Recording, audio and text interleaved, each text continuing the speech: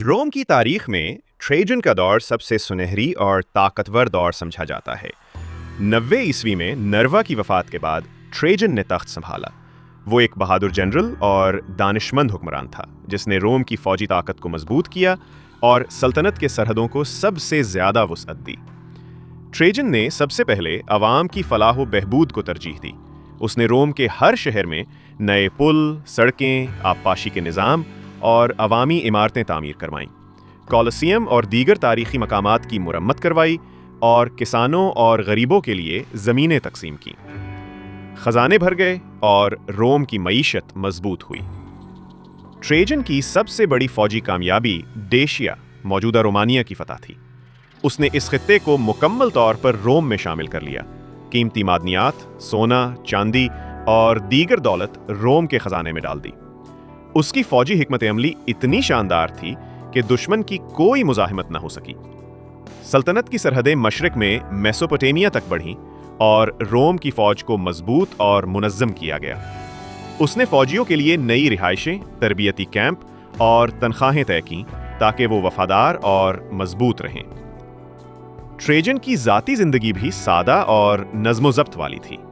उसकी बीवी प्लटीना एक अक्लमंद और शाइस्ता खातून थी और दोनों का ताल्लुक मोहब्बत और एहतराम पर मबनी था।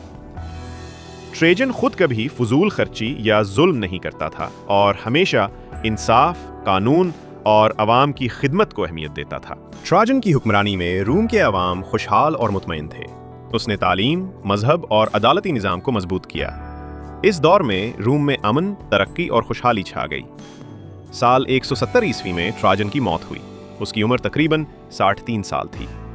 रूम के अवाम और फौज ने उसकी मौत पर शदीद रंजो गम जाहिर किया। ट्राजन की मौत के बाद उसने कोई बेटा नहीं छोड़ा, इसलिए रूम के नए बादशाह का फैसला सेनेट और फौज ने मिलकर किया।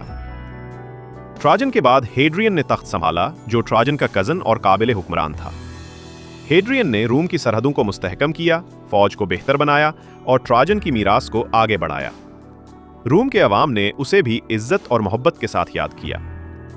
ये थी कहानी एम्परर ट्राजन की, एक ऐसा बादशाह जिसने फौजी ताकत, दानिशमंदी और अवाम की खिदमत को मिलाकर रूम को अजमत के उरूज तक पहुंचाया।